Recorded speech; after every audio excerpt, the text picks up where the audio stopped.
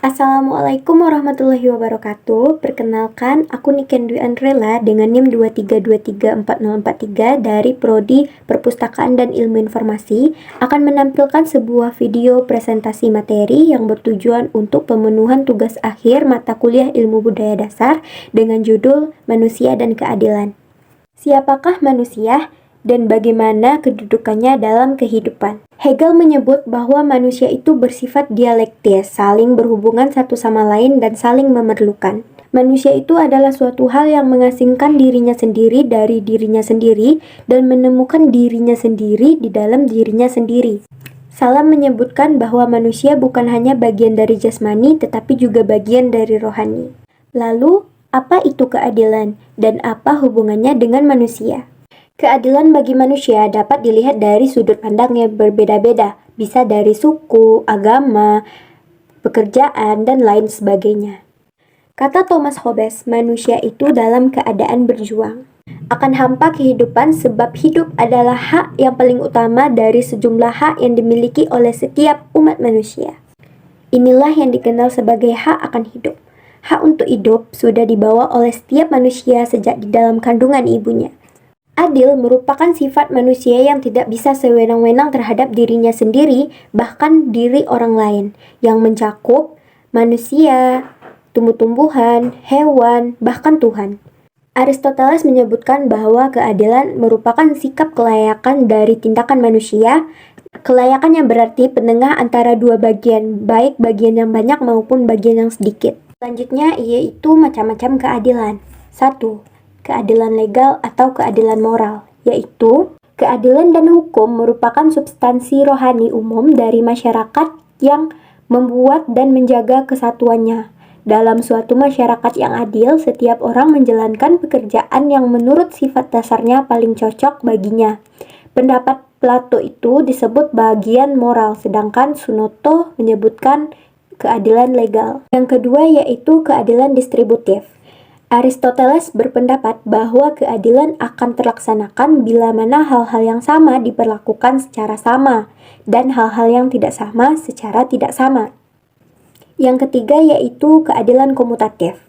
Bagi Aristoteles, pengertian keadilan itu merupakan asas pertalian dan ketertiban dalam masyarakat. Semua tindakan yang bercorak yang ekstrem menjadikan ketidakadilan dan akan merusak atau bahkan menghancurkan pertalian dalam masyarakat. Bentuk keadilan dan tidak keadilan. Pada dasarnya, unsur hidup manusia harus selalu ada keadilan untuk menentukan antara kebenaran dan tidak kebenaran. Di mana seseorang dapat dikatakan berlaku adil apabila ketika ia benar-benar telah melaksanakan apa yang seharusnya ia lakukan. Kemudian seseorang itu bersedia menerima apa yang telah menjadi haknya. Oleh karena itu, hak dan kewajiban merupakan bagian yang tak terpisahkan dalam tercapainya suatu keadilan. Sikap adil bukan hanya harus mendapatkan porsi yang sama, melainkan ada faktor lain yang menyebabkan porsi itu tidak harus sama. Ukuran keadilan ditentukan oleh soal hak dan kewajiban atau tanggung jawab.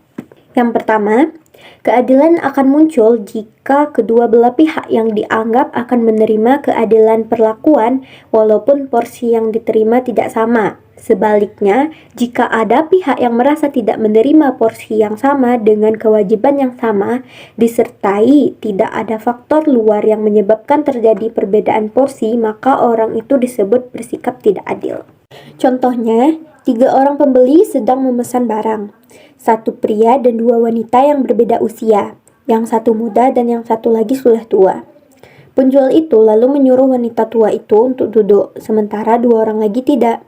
Hal itu bukan berarti penjual tersebut tidak adil, melainkan ada nilai tertentu yang menyebabkan penjual itu memberikan nilai khusus kepada wanita tua itu, sehingga porsi perlakuannya lebih banyak dibandingkan kepada kedua pembeli lainnya. Dalam hal yang sama, kedua pembeli itu pun tidak merasa diperlakukan tidak adil karena kesamaan persepsi antara penjual dengan pembeli. Sehingga saya dapat menyimpulkan bahwa setiap manusia berbeda dalam memandang keadilan.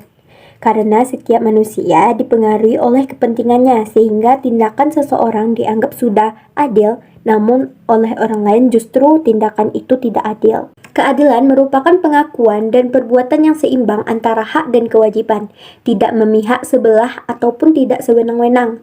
Keadilan memang bukan untuk sekedar memberikan hak yang telah dimiliki oleh setiap manusia. Keadilan diberikan karena memang dalam hal itu terletak kesempurnaan manusia yang membedakannya dengan makhluk ciptaan Tuhan yang lain. Sedangkan ketidakadilan erat kaitannya dengan kecurangan dan pembalasan.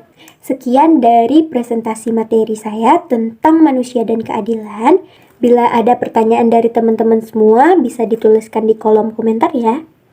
Terlebih dan terkurang, saya mohon maaf. Assalamualaikum warahmatullahi wabarakatuh.